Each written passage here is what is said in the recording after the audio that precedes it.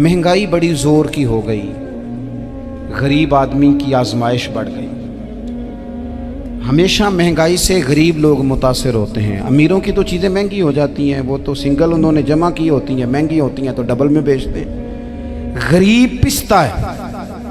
लेकिन दुख की बात यह है कि हम एक दूसरे का साथ नहीं देते। मकरूज ज़हनी अजियत का शिकार है। 3 दिन है ना ईद के, तो एक जोड़े से भी गुजारे जा सकते हैं। हमने इस ईद पे कोशिश करनी है कि हमारी गली में, हमारे मोहल्ले में, हमारे दाएं बाएं थोड़ा सफ़र करें, बच्चों को देखें, सरकारी स्कूल से निकलते बच्चों को देखें, मसाजिद मदारस से निकलते बच्चों को देखें। हम ना एक एक दो दो का साथ दें। ये जितनी सियासी जमातें काम कर रही हैं, जिनकी हुकूमत थी, जिनकी है, पता नहीं कल किसकी आएगी। मैं तो ज़ाती तौर पर इनसे पूरा मायूस हूँ। मुझे तो नहीं लगता कि जितने लोग आज तक हुकूमत कर चुके हैं, बार बार आते हैं या पिछली हुकूमत गई है, इनके पास कोई प्लान ही नहीं है। ये तो बेचारे एक दूसरे की टांगें खींचने के अलावा ना कुछ कर सके हैं, ना उम्मीद है कुछ करेंगे। लेकिन गरीब की तकलीफ़ बढ़ गई है। मेरे पास 20 लोग आते हैं, आते तो वो दुआ का कहने हैं, आते तो सिर्फ ये बताने हैं कि इस मुश्किल में हूँ, दुआ करना। लेकिन दोस्तों, लोगों की बातें सुन के बड़ी तकलीफ़ होती है। हम क्या किसी की मदद कर सकते हैं? हमारे लिए तो मदारस चलाने मुश्किल हैं, लेकिन लोग अजियत का शिकार हैं। ज़हनी कर्ब के नीचे लोग आ गए। इतनी बड़ी अजियतें खड़ी कर दी गई हैं। थोड़ा थोड़ा देखो, 2 का खाना 3 भी तो खा ही सकते हैं ना, 3 का खाना 4 भी तो खा ही सकते हैं ना। मेरे महबूब ने हमें ये नहीं कहा था ज़्यादा गोश्त पकाना, बल्कि रसूल पाक ने तो रंग ही बड़ा सादा दिया है। करीम ने फरमाया, आयशा शोरबा ज़रा ज़्यादा कर लो, पड़ोसियों को भी सालन दे देंगे। थोड़ा शोरबा ज़्यादा कर लो, इसी को बढ़ा लो, थोड़ा शोरबा बढ़ा लें, थोड़ा थोड़ा एक दूसरे की मदद करें, दस्त शफ़क़त रखें। गलियों में सुनसान लोग, अब तो लोग एक दूसरे से दुख भी नहीं कहते, वो कहते हैं देना किसी ने है कुछ नहीं, और तमाशा अलग से बन जाएगा। दोस्तों, हमने खुद एक दूसरे का हाथ बटाना है। जो लोग साहिब सरबत हैं, देखो, एक ही बाप की औलाद होती है, एक को अल्लाह बड़ा नवाज देता है, 2-3 कमज़ोर रह जाते हैं। उसको चाहिए वो दूसरों पे दस्ते शफ़क़त रखे। एक गली में सारे लोग एक ही कबीले के, एक ही इलाके के, एक आगे निकल गया है, उसे चाहिए वो दूसरों का ख्याल करे। ये ज़रूरी नहीं कि सामने वाला आपका शुक्रिया भी अदा करे। हज़रत आयशा सिद्दीक़ा रज़ी अल्लाह ताला अन्हा, अम्मा जी एक कनीज़ रखी हुई थी, हज़रत उस्मान गनी ने दी थी कि आपकी खिदमत करेंगी। तो वो कनीज़ कहती है कि अम्मा जी तो मेरी भी रोटियां पका देती थी, वो तो मेरे लिए भी खाने का एहतमाम कर देती थी। लेकिन कोई दरवाज़े पे अगर मांगने आता तो हज़रत आयशा सिद्दीक़ा मुझे कहती इसे खैरात दे आओ। तो मैं कहती अम्मा जी ये काम तो लोग दौड़ के करते हैं और आप ये मुझे कह रही हैं मैं कर दूं? तो हज़रत आयशा फरमाती जब कोई बंदा किसी को देता है तो वो शुक्रिया अदा करता है। मैं चाहती हूँ वो शुक्रिया भी तेरा ही अदा कर जाए, मैंने जो अजर लेना है वो रब की बारगाह से लेना है। तो हमारे यहाँ कुछ लोग समझते हैं कि सखावत सिर्फ रमज़ान में ही करनी है, और रमज़ान में सवाब ज़्यादा है, वरना राशन वंडन वाले लोग को ईदों बाद भी भूख लग दीजिए, ईद के बाद भी उसी तरह ही गरीब के साथ पेट होता है, लेकिन तवज्जो नहीं। इल्म का लुग़वी माना जानने के होते हैं। इल्म हासिल किया जाता है किसी चीज़ की मारिफत को हासिल करने के लिए। जब हम कोई इल्म हासिल करते हैं तो हम ये चाहते हैं कि हमें उस चीज़ के नफ़ा और नुकसान का पता चल जाए। और जब हम दीनी इल्म हासिल करते हैं तो उसका मकसद ये होता है कि हमें रज़ाइल और खसाइल इन दोनों की खबर हो जाए। खैर क्या है, शर क्या है, उसमें तमीज़ का मलका हमें नसीब हो जाए। अच्छाई और बुराई खुलकर हमारे सामने वाज़े हो जाए, ये मकसूद होता है इल्म से। इल्म से, तालीम से मकसद ज़्यादा बातें करना नहीं होता। एक आदमी बहुत ज़्यादा बातें करता है तो शायद बड़ा आलिम है, एक शख्स बहुत ज़्यादा गुफ्तगू करता है तो उसके पास मालूमात ज़्यादा, ऐसा नहीं।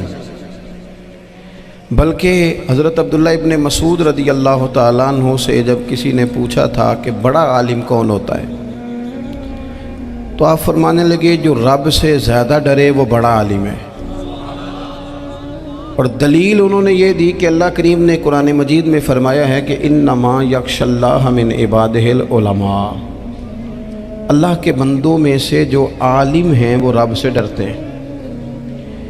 تو دینی تعلیم، اس کی معلومات حاصل کرنے کی کوشش کریں، صحیح کریں. قرآن مجید کی ایک آیہ کریمہ کا کچھ حصہ جو میں نے تلاوت کیا، اس میں اللہ کریم نے فرمایا اپنے محبوب سے، کہا وَقُلْ رَبِّ زِدْنِی عِلْمًا، اے محبوب آپ میری بارگاہ میں یہ دعا مانگیں، آپ یہ عرض کریں کہ اے رب میرے علم میں اضافہ کر دے، اے مالک میرے علم میں اضافہ کر دے. بہت ساری چیزیں ایسی ہوتی ہیں جن کی زیادتی ٹھیک نہیں ہوتی، وہ زیادہ ہو جائیں تو نقصان کرتی ہیں. لیکن علم ایک ایسی چیز ہے کہ جس کے بارے میں رب کریم نے کہا کہ محبوب آپ دعا مانگیں کہ آپ کو زیادہ علم دیا جائے. اور پھر علم ایک ایسی چیز ہے کہ کوئی بھی آدمی یہ دعویٰ نہ کرے کہ میں نے بڑا حاصل کر لیا ہے، میری اب تکمیل ہو گئی ہے، میں اب مکمل ہو گیا ہوں. جن کو اللہ نے غیب کے خزانوں کی کنجیاں دی ہیں نا، ان سے بھی رب کریم نے کہا ہے کہ محبوب آپ دعا کریں کہ مالک میرے علم میں اضافہ کر دے. تو جب وہاں تک یہ بات ہے تو پھر عام آدمی کو بھی چاہیے کہ وہ اپنی معلومات میں اضافے کا شوق پیدا کرے. اور تیسری بات یہ کہ جو حضور کے علم شریف پر بات کرتے ہیں وہ بھی اس آیت سے سیکھیں کہ حضور کا علم تو ہر روز رب اس میں اضافہ فرما رہا ہے، تو ہر روز اضافہ ہو رہا ہے. وَلَلْآخِرَةُ خَيْرٌ لَكَ مِنَ الْأُولَىٰ، ہر روز ترقی ہو رہی ہے حضور کے علم شریف کی بھی. تو ہمارے ہاں زیادہ تر لوگ بات اس لیے سیکھتے ہیں کہ میں کوئی کہیں سے مسئلہ سیکھوں گا پھر جا کے اپنی مسجد کے امام کو تنگ کروں گا کہ وہاں تو میں یہ سن کے آیا ہوں تو یہاں یہ کام کیوں نہیں ہوتا. میں کوئی بات سیکھوں گا تو پھر میں اس سے بحث کا دروازہ کھولوں گا. علم کا مطلب ہی اپنے آپ کو سنوارنا ہے. معلومات حاصل کرنے کا مطلب یہ کہ آپ کے عمل میں پختگی آئے، آپ کے کردار میں پختگی آئے، آپ نے جو سیکھا ہے آپ اس کے مطابق اپنے آپ کو ڈھالیں. مسلم شریف میں موجود ہے، نبی پاک صلی اللہ علیہ وسلم نے دعا مانگی ہے، اے اللہ میں اس علم سے تیری پناہ مانگتا ہوں جو علم تو ہو پر نفع والا نہ ہو.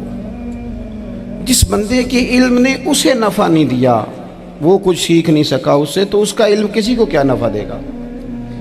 جب خود سے اس نے، اور صوفیہ کرام تو فرماتے ہیں کہ جو لوگ بڑی معلومات حاصل کر لیں، بڑی باتیں سیکھ لیں، پنچایت میں کسی کو بولنے نہ دیں، گھر میں کسی کو بولنے نہ دیں. بہت سارے لوگ تو علماء کو بھی مشورہ دیتے ہیں، بڑی باتیں کرے لیکن عمل کے لحاظ سے بندہ زیرو ہو تو اہل دل فرماتے ہیں اس کی صحبت سے بچو. اسے بڑا پتہ ہے، بڑی باتیں آتی ہیں، بڑی باتیں کرتا ہے، لیکن گفتگو کی حد تک تو بہت بڑا ہے، عمل کے معاملے میں صفر ہے. بہت سارے لوگ مسجد کے حجرے میں میٹنگ ہو رہی ہوتی ہے اور وہ لمبی دلیلیں اور مشورے دے رہے ہوتے ہیں، نماز کا ٹائم آ جائے تو اٹھ کے چلے جاتے ہیں، کہتے ہیں میں اپنے محلے دی مسیتیں پڑھنی ہیں. کئیوں کو کام یاد آ جاتا ہے. فرمایا کہ شخص کے پاس معلومات بڑی ہوں لیکن عمل کے معاملے میں بندہ زیرو ہو تو اسے بچنا کیوں؟ اس لیے کہ اگر پڑھا لکھا آدمی بے عمل ہونا تو وہ اپنی بے عملی پر بھی دلیلیں پیش کرتا ہے. وہ کہتا ہے میں یہ کام نہیں کرتا تو یہ میرے پاس دلیل ہے. وہ تو بے عملی کو بھی مزین کر دے گا معاذ اللہ. تو دینی تعلیم ایک تو حاصل اس لیے کریں کہ ہم نے اپنے آپ کو سنوارنا ہے، اور دوسرا علم کا شوق طبیعت میں ہو. دیکھیں نا، اللہ کے حبیب صلی اللہ علیہ وسلم نے فرمایا ہے کہ جو علم کے رستے پہ چل پڑا وہ جنت کے رستے پہ چل پڑا ہے. جمعوں میں، محفلوں میں کانوں کے ذائقے کے لیے نہ آئیں، اس لیے آئیں کہ میرے علم میں، میرے عمل میں یہ کوئی اضافے کی بات بنے گی. میں کوئی نصیحت حاصل کروں گا تو میرے دل کا زنگ اترے گا. ہمارے ہاں یہاں لوگ مزے کے لیے آتے ہیں اور آج کل لوگ فوٹو کے لیے آتے ہیں. ان دو کاموں سے نکل کر خالص اصلاح کی نیت سے علم کا شوق. ہمارے ہاں تیزی سے ایک حرکت کی گئی، علماء کا وقار خراب کیا گیا. اور لوگوں کو دینی علوم سے دور کیا گیا. اور اس میں بعض بیچارے واعظین اور خطباء نے بھی کردار ادا کیا جب جعلی پیر کی تعریفیں کھول کے کی اور اسے پتہ نہیں کہاں تک. یہ اسٹیج ہوتے ہیں نا، ان میں کوئی بندہ اچھا لگے بھی تو اس کے لیے دعا کرنی چاہیے، تعریفیں نہیں کرنی چاہیے. تعریفیں اس کا کوئی فائدہ نہیں ہے. اس بندے کو تو دعا کا فائدہ ہے. اگر آپ کو اچھا لگ رہا ہے تو اسے دعا دیں، اس سے زیادہ کچھ نہیں کریں. اور ہمارے ہاں جناب وہ نقیب محفل بیچارے کی شامت آ جاتی ہے اگر تعریفیں تھوڑی کرے تو کہتے ہیں انہوں تو نام ہی نہیں لینا ہوں. اور بھائی اس کے نام لینے سے آپ کا قد اونچا ہوتا ہے. تو علم اور عالم ان دونوں چیزوں سے قوم کو دور کیا گیا. دینی تعلیمات کا فقدان ہے. جو میٹرک تک لوگ 60-70 کتابیں پڑھ جاتے ہیں انہیں بھی قرآن پاک ٹھیک سے نہیں پڑھنا آتا. دور کیا گیا. آپ مجھے بتائیے، چلیں ایک مسجد ہی آپ دیکھ لیں، اس مسجد کے اندر اگر ایک طرف ایک عالم دین مشکاہ شریف کھول کے بیٹھے ہوں، حدیث پاک کا درس ہو رہا ہے، یا بہار شریعت کھول کے بیٹھے ہیں، فقہی مسائل بیان کیے، اور اسی مسجد میں ایک بابا جی جبہ پہن کے تگڑا سا بڑی سی پگڑی باندھ کے اور 500 دانے والی تسبیح لے کے بیٹھے ہیں. اب ایک بندہ اندر آتا ہے تو وہ کدھر جائے گا؟ عالم کی طرف کہ بابا جی کی طرف؟ وہ کیوں جا رہا ہے بھلا بابا جی کی طرف؟ وہ اس لیے کہ ہم نے اسے یہ بتایا ہی نہیں کہ جس طرح سبحان اللہ سبحان اللہ سبحان اللہ پڑھنا عبادت ہے نا، اسی طرح دارابا پڑھنا بھی عبادت ہے. اسے ہم نے بتایا نہیں کہ جب تک علم کے رستے میں رہنا بھی عبادت ہے. جب تک اسے یہ سمجھ نہیں نہ آئے گی کہ جس طرح وظائف کی کتاب پڑھنا عبادت ہے، اسی طرح مشکاہ شریف پڑھنا بھی عبادت ہے، حدیث بخاری کا درس لینا بھی عبادت ہے، مسلم شریف کی احادیث پر اپنے اساتذہ سے بیٹھ کر دروس پانا بھی عبادت. جب تک یہ پورا مزاج دیکھیں نا، نبی پاک صلی اللہ علیہ وسلم نے فرمایا رات کی ایک گھڑی بھر دین سیکھ لینا ساری رات نفل پڑھنے سے بہتر ہے. اب ہمیں سمجھنا چاہیے کہ کتاب پڑھ کے بھی بندہ رب رسول تک پہنچ سکتا ہے. کتاب و سنت رستہ آسان کرتے ہیں، لیکن ہمارے ہاں کیا مزاج دیا گیا ہے؟ بابا جی کے پاس چلو، ضرور جائیں بابا جی اگر نیک ہیں تو منع کوئی نہیں کر رہا، لیکن جو سوچ ہمیں حضور نے دی ہے ہم نے اسی سوچ کے مطابق اپنے معاملات کو ترتیب دینا ہے نا. اب ایک بات میں نے آپ سے پوچھی اور آپ نے کہا قوم ساری بابا جی کی طرف جائے گی. حدیث پاک کس طرح ہے؟ اللہ کے محبوب مسجد شریف میں تشریف لائے، دونوں جانب لوگوں کے حلقے بنے ہوئے ہیں، لوگ بیٹھے ہوئے ہیں. ایک حلقے میں لوگ اللہ کی یاد کر رہے ہیں، ذکر ہو رہا ہے. ایک حلقے میں بیٹھ کے ایک عالم کتاب و سنت کا درس دے رہے ہیں، ایک صحابی اور باقی سن رہے ہیں. خاص توجہ کریں نوجوان میری بات پر. رسول کریم صلی اللہ علیہ وسلم دونوں کے بیچ کھڑے ہو گئے اور کریم نے فرمایا دونوں محفلیں خیر کی ہیں، دونوں ہی حلقے خیر کے ہیں.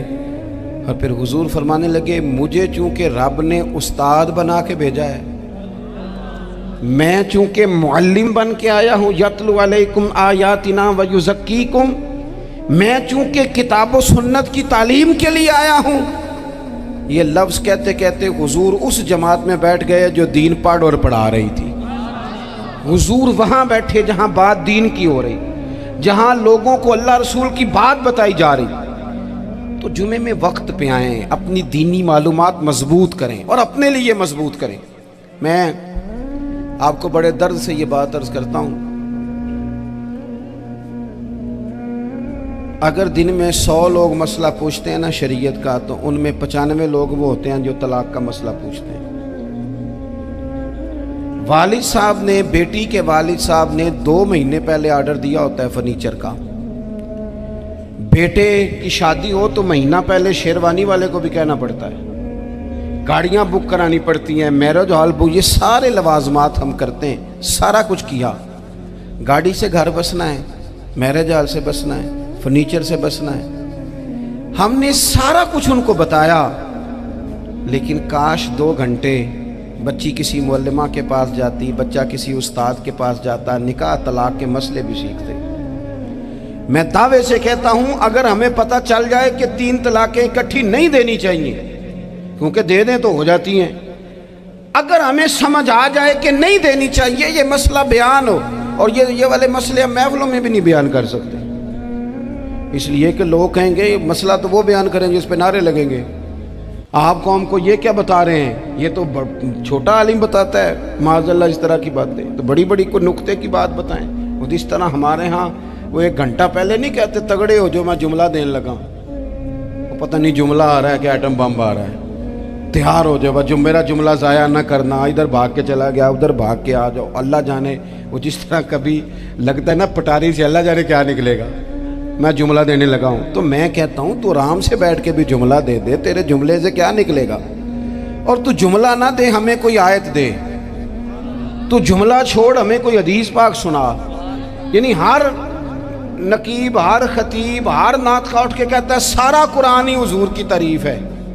اور بھئی اگر سارا قرآن حضور کی تعریف ہے تو چند آیتیں پڑھ دے پھر، تو نے پڑھی تو ایک بھی نہیں اور تو کہتا جا رہا ہے سارا قرآن ہی حضور کی تعریف ہے۔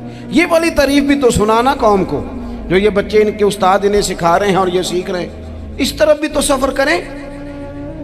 تو میرے عزیز، اگر لوگوں کو مسائل کا پتہ چلے تو سینکڑوں گھر بچ جائیں تباہ ہونے سے، بڑے بڑے گھر بچ جائیں، لیکن مسائل نہیں آتے۔ میرے پاس مسئلہ پوچھنے کے لیے کچھ لوگ آ گئے، تو 4-5 سال کا بچہ بھی تھا جس کے والد نے غصے میں اپنی بیوی کو 3 طلاقیں دی تھی۔ تو چھوٹا سا بچہ، کپڑے بھی پھٹے پرانے، اور حالت بتا رہی تھی کہ غریبی ہے۔ تو جب میں نے مسئلہ بتایا کہ 3 طلاقیں ہو گئی ہیں تو واپس جانے لگے، تو بچہ مجھ سے کہتا ہے، دیہاتی آدمی تو کہنے لگا، مولوی صاحب میری اماں تے نانی کہنی اسن پوچھ کے آئیں آپ کہ ہن اسی لہدہ لہدہ ہی رہنا ہے۔ تو اس بچے کی نونہال کی وہ کیفیت دیکھی تو میں رو پڑا۔ میں نے کہا یار یہ بچہ بیچارہ ماں باپ کے ہوتے ہوئے یہ یتیموں جیسی زندگی گزارے گا کیونکہ باپ نے طلاق دے دی؟ کس طرح مسائل نہیں بتائے لوگوں کو، تعلیم سے آگاہی نہیں کیا۔ اور اس میں بہت بڑا ظلم ہے ان لوگوں کا بھی جو جنازے پہ کھڑے ہو کے تو کہہ دیتے ہیں، میری طرح کے لوگ اچھے علماء کی بات نہیں کرتا، وہ کہہ دیتے ہیں دیکھو جن لوگوں کو جنازہ نہیں آتا، بھئی آپ نے کس دن عشاء کے بعد کلاس لگائی تھی جنازہ سکھانے کی؟ یہ تو آپ نے کہہ دیا لوگوں کو قرآن جی ٹھیک نہیں آتا، تو یہاں تو بیچاری بیبیاں جن کو صحیح پڑھنا نہیں آتا وہ مشن بنا لیتی ہیں کہ میں نے اتنے 100 کو قرآن پاک پڑھانا ہے، بیوہ ہو گئی ہوں، طلاق یافتہ ہو گئی ہوں، ساری زندگی قرآن پڑھاؤں گی۔ ہم کیوں یہ مشن نہیں بناتے، کیوں اس طرف سفر نہیں کرتے؟ ایک تو دینی معلومات میں، دینی علوم میں اپنے آپ کو لگائیں اور ذوق پیدا کریں کہ جو چیزیں مجھے نہیں آتی میں نے وہ سیکھنی ہے، جو معاملات مجھے نہیں آتے میں نے ان کی طرف سفر کرنا ہے۔ ایک تو اپنا یہ مزاج بنائیں، اور جب آپ دینی علوم سیکھتے ہیں تو پتہ ہے کون سا منظر قائم ہوتا ہے؟ منظر وہ بنتا ہے کہ حضرت ابو ہریرہ بھی دین سیکھا کرتے تھے، حضرت عبداللہ ابن عمر بھی اصحاب صفہ میں رہا کرتے تھے، حضرت انس بن مالک بھی رہا کرتے تھے، اور ایسا منظر بنتا ہے کہ حضرت سیدہ خدیجہ الکبریٰ رضی اللہ تعالیٰ عنہ فرماتی ہیں سیدہ فاطمہ حضور کی گود میں بیٹھی ہوتی تھی اور نبی پاک سے باتیں پوچھتی تھی اور حضور انہیں بتا رہے ہوتے تھے۔ سیدہ عائشہ حضور سے دین کی باتیں پوچھتی۔ چوتھا حصہ ہماری فقہ کے اصول حضرت فاطمہ کی، حضرت عائشہ صدیقہ کی مرویات پر مبنی ہیں۔ اگر ہماری بچیاں چھوڑ دیں ڈائجسٹ پڑھنا، چھوڑ دیں ادھر ادھر کی مووی دیکھنا اور وہ کتاب و سنت پر آ جائیں تو بہت سارے مسائل ایسے ہیں جو الجھنے سے پہلے ہی سلجھے ہوئے ہوں۔ دینی تعلیم کا مزاج اور ذوق۔ اور دوسری آیت کریمہ میں نے تلاوت کی، اللہ کریم نے قرآن مجید میں فرمایا یا ایھا الذین آمنوا قوا انفسکم واہلیکم نارا، اے ایمان والو خود بھی دوزخ کی آگ سے بچو اور اپنے گھر والوں کو بھی بچاؤ۔ او والد، وہ ماں جو بچوں کو بھوک سے بچانے کے لیے محنت کرتی ہے، ان کو مایوسی سے بہت سارے ماں باپ ایسے ہوتے ہیں جن کے پاس کپڑے لینے کے پیسے نہیں ہوتے عید پہ۔ کیوں؟ اذان شروع ہوگی جی۔ عزیز بھائی، جس طرح ہم اپنے بچوں کو دیکھیں، بہت سارے ماں باپ کے پاس گنجائش نہیں ہوتی، لیکن اس نیت سے کہ بچوں کے دل ٹوٹ جائیں گے، عید پہ کیسے گزارا کریں گے، مشکل سے بھی کپڑے خرید کے دیتے۔ اس طرح ہم اپنے بچوں کو بھوک سے، پیاس سے، مایوسی سے بچاتے ہیں۔ اس طرح ہمارے رب نے ہمارے ذمے لگایا کہ تم اپنے بچوں کو کوشش کرو دوزخ کی آگ سے بچانے کی۔ حضرت عمر فاروق رضی اللہ تعالیٰ عنہ نے عرض کیا تھا یا رسول اللہ صلی اللہ تعالیٰ علیہ وسلم، اس آیہ کریمہ کا معنی کیا ہے؟ تو महबूब करीम अलैहिस्सलाम ने फरमाया, उमर, जिन चीज़ों का अल्लाह तुम्हें हुक्म देता है तुम अपने घर वालों को उन चीज़ों का हुक्म दो। जिन चीज़ों से रब रसूल तुम्हें मना करते हैं अपने घर वालों को उनसे रोको। अपने घर के अंदर निफाज दीन करने की कोशिश करो। मेरे भाई, बहुत ज़्यादा आजमाइश है हमारे घरों में, बेचैनियाँ हैं, इस्तराब है, बच्चों में सख्ती है, बहन भाई एक दूसरे के साथ लड़ते हैं, मिजाजों में तलखी आ गई। क्यों भला? इसलिए कि माँ बाप को जो बेहतरीन किरदार और जो हसीन तरीका घर में अपनाना चाहिए था, बच्चे तकरीर बाहर से सुनते हैं लेकिन वो फॉलो अपने माँ बाप को करते हैं। अगर माँ बाप में हौसला हो, सब्र हो, इत्मीनान हो, खुददारी हो, थोड़े पर गुजारा करने का मिजाज हो। देखे ना, आज डिप्रेशन है, टेंशन है, पैनिक्स अटैक्स हैं, बड़ी सारी चीज़ें आ गई। क्यों भला? सब्र नहीं, तहम्मुल नहीं, बुर्दबारी नहीं। आजमाए। एक दिन एक बच्चा मेरे पास आ गया मदरसे का और आके वो रोने लगा। मेरे घर वाले कहने लगे खाना छोड़ दें, पहले इसकी बात सुन ले। मैंने कहा पुत्र क्या हुआ, किसी ने मारा है किसी उस्ताद ने? कहने लगे नहीं हजरत, घर फ़ोन किया था तो मेरी अम्मा और अब्बा की लड़ाई हो रही है। बच्चा कांप रहा है, टांगे कांप रही हैं।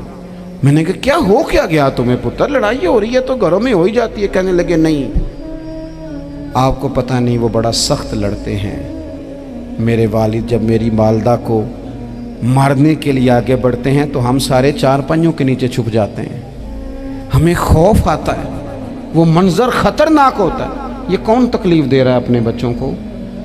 यहाँ बैठे हमारे यहाँ मीलों दूर रहते थे उसके घर वाले, तो वो तकलीफ़ में था, तो घर में क्या कैफियत होगी? अगर हौसला हो, सब्र हो, कनात हो, अल्लाह के दिए हुए थोड़े रिस्क पर हमें राज़ी रहना आता हो, हमारे घरों में सुकून आए, इत्मीनान आए। हम जो ज़िंदगी बड़ी खुशी खुशी गुजार सकते हैं, हमारे मिजाजों का लालच, हमारी तबीयतों की बेराह रवी, हमारी झूठी अना का बुत, उन सारी चीज़ों को ख़त्म कर देता है। अपनी ज़िंदगी के अंदर अगर हम वो किरदार अपने बच्चों को दें, जिस किरदार में मोबाइल भी हो, जिसमें गाड़ी भी हो, जिसमें पैसे भी ला के अब्बा दराज में रखता हो, लेकिन वालिद का घर में मुसल्ला भी मौजूद हो, उसकी कोई तस्बीह भी हो, वो ये भी कहता हो कि खुदा ने अपने फजल से आज 5,000 दिया है तो इसमें 1,000 गरीबों का भी है, इसमें थोड़ा सा मैंने अल्लाह की रज़ा के लिए भी रखा है। अगर कोई मुश्किल आ जाए तो वो बाप और माँ को सब्र करता हुआ देखते हो। अगर एक बाप कर बात करे तो दूसरा बर्दाश्त करता हो। खुदारा अपनी औलादों को इस अजियत का शिकार न करो। अपने घरों के अंदर वो खुददारी, वो प्यार, वो वक़ार, वो मोहब्बत, वो अंदाज़। आप थके हुए हैं, कोई शक नहीं, आप बहुत सारे मसाइल का बाहर शिकार होंगे, कोई शक नहीं, लेकिन आप बाहर से थक के आए हैं। और अगर आप बाहर अपनी फैक्ट्री के मालिक हैं और दफ्तर के बड़े हैं तो घर में भी तो आप बड़े हैं ना। आपकी माँ भी तो इंतज़ार कर रही है, उसने भी तो दुखड़ा सुनाना है ना आपको। आप ये देखिए कि आपके बच्चे भी तो इंतज़ार कर रहे हैं, वो चाहते हैं कि अब्बा आके बैठे तो हम उनके सीने पे चढ़ के थोड़ा खेलें। आपकी अहलिया मुंतज़िर हैं। कुछ बातें बीवी किसी और से नहीं कह सकती, सिर्फ अपने शौहर से कहती है, लेकिन वो तो आते ही जलाल में आ गए साहब। वो कहने लगे तू बड़ी नालायक है, मैं थका मांदा आया हूं और तूने मुझे कहानी सुना दी है। वो उस खातून से शिद्दत के साथ पेश आने लगे। मेरे रसूल पाक की हयात नूर को देखो, हज़रत उम्मे ऐमन हुज़ूर की रज़ाई वालदा हैं, उनकी भी खिदमत हो रही है। हज़रत हलीमा सादी आ रही हैं तो खिदमत हो रही है। हज़रत अब्बास हुज़ूर के चचा हैं तो करीम फरमाते हैं मेरे चचा हैं बाप की जगह पे। हुज़ूर दोस्त अहबाब सहाबा ग़ुलामों सब के साथ प्यार कर रहे हैं। 9 अज़वाज मुतहरात हैं घर के अंदर, और कैफियत ये है कि हुज़ूर सिर्फ उनकी ज़रूरतों का ही ख्याल नहीं करते, ख्वाहिशात का ही ख्याल नहीं करते, बल्कि मेरे करीम का तरीका ये है कि कोई बंदा आज बोल क्या रहा है, वो कहाँ खड़ा है, आज उसके जुमले किस तरह के हैं, उसका लहजा किस तरह का हो गया है और उसे ठीक कैसे करना है। महबूब इसका ख्याल फरमाते, तवज्जो करते। मैं कहता हूँ कि हम सबको शौक़ आया है आराम करने का। मैं सुबह 11 बजे से पहले अपने घर से निकल आया था। اور یہ وقت آ گیا ہے اور رات کو خدا جانے کس وقت گھر پہنچنا ہے۔ کئی دفعہ کیفیت یہ ہوتی ہے کہ گاڑی سے اترتے ہیں تو پھر دل کرتا ہے کہ کوئی اٹھا کے چلائے نہ کبھی۔ اس کے باوجود بہت سارے لوگ ناراض رہتے ہیں کہ ہم سے مل کے نہیں گئے، فوٹو نہیں کھنچوا کے گئے، فلانی جگہ چائے نہیں پی کے گئے۔ یہ تسلسل ہے، لیکن میں جتنا مرضی تھکا ماندہ گھر جاؤں گا نا، کبھی ایسا نہیں ہوا کہ میں گھر جاؤں تو بڑی ٹینشن میں جاؤں۔ میری گھر والی ایک دن مجھ سے کہنے لگی آپ نے کبھی نہیں کہا کہ میں تھکا ہوا آیا، بندہ تھک بھی تو جاتا ہی ہے نا، کبھی کہاں کرے نا۔ میں نے اسے کہا پتہ کیوں نہیں کہتا؟ اس لیے نہیں کہتا کہ میں نہیں چاہتا کہ میرے بچے یہ کہیں کہ ہم نے دین نہیں پڑھنا، ہمارا باپ تو بڑی مشکل میں ہے۔ ہم اپنے کام کے بارے میں اپنے گھر میں شکوے کرتے ہیں۔ آپ کسی بچے سے پوچھ لیں کون سا کام کرنا ہے، کہنا جڑا ابا جی کر دے رہے ہیں وہ نہیں کرنا۔ کیوں؟ کہ ابا جی ہر روز تو کہتے ہیں میں بڑا الجھ گیا ہوں، یہ کام بڑا مشکل ہے۔ میں چاہتا ہوں کہ میں اپنے بچوں کو یہ بتاؤں کہ پتر میں تو جدھر جاتا ہوں پھول ہی پھول ہیں، میں تو جدھر سے گزرتا ہوں محبت ہی محبت ہے، میں تو جدھر سے دیکھتا ہوں دعائیں ہی ملتی ہیں، تاکہ ان کا شوق پیدا ہو۔ میرے عزیز، آپ تھوڑا سا دل بڑا کریں۔ اگر آپ ایک کی وجہ سے پورا گھر سکون میں آ جاتا ہے تو آپ دل بڑا کیوں نہیں کرتے؟ جگہ ڈھونڈتے ہیں بس مجھے کوئی تنگ نہ کرے، کوئی میری باپ ماں بدولت کو کوئی پریشان نہ کرے۔ بخاری شریف سنیے، حضرت عائشہ صدیقہ رضی اللہ تعالیٰ عنہ بیٹھی ہیں، حضور فرمانے لگے عائشہ آج ایک بات نہ بتاؤں تمہیں؟ یا رسول اللہ بتائیے۔ حضور فرمانے لگے جب تم مجھ سے ناراض ہوتی ہو تب بھی مجھے پتہ چل جاتا ہے، اور جب راضی ہوتی ہو پھر بھی پتہ چل جاتا ہے۔ تو حضرت سیدہ عائشہ صدیقہ بات سن کے بڑی خوش ہوئی، یا رسول اللہ وہ کیسے؟ حضور فرمانے لگے کبھی کبھی تم قسم اٹھاتی ہو۔ یا رسول اللہ ہاں۔ فرمایا جب ہوتی ہو نا راضی خوش تو پھر کہتی ہو مجھے رب محمد کی قسم صلی اللہ علیہ وسلم، پھر تم میرے نام کے ساتھ رب کریم کا نام ملا کے قسم اٹھاتی ہو، رب محمد کی قسم۔ یا رسول اللہ بالکل ایسے ہی ہے۔ اور فرمایا جب تمہارے دل میں کوئی بات ہوتی ہے نا تو پھر تم کہتی ہو مجھے رب ابراہیم علیہ السلام کی قسم، پھر تم رب محمد نہیں کہتی۔ یہ بخاری مسلم میں موجود ہے۔ حضرت عائشہ صدیقہ نے تو بات سنی تو کھل گئی طبیعت، کہنے لگی کریم صدقے جاؤں یہاں تک خیال فرماتے ہو؟ کس کے جملے کہاں پہنچ گئے، یہاں تک خیال ہے؟ فرمایا مجھے پتہ چل جاتا ہے کہ تمہاری کیفیت کیا ہے، کہاں کھڑی ہو۔ اور بھئی ہم تو اپنی ماں کا بھی خیال نہیں رکھتے۔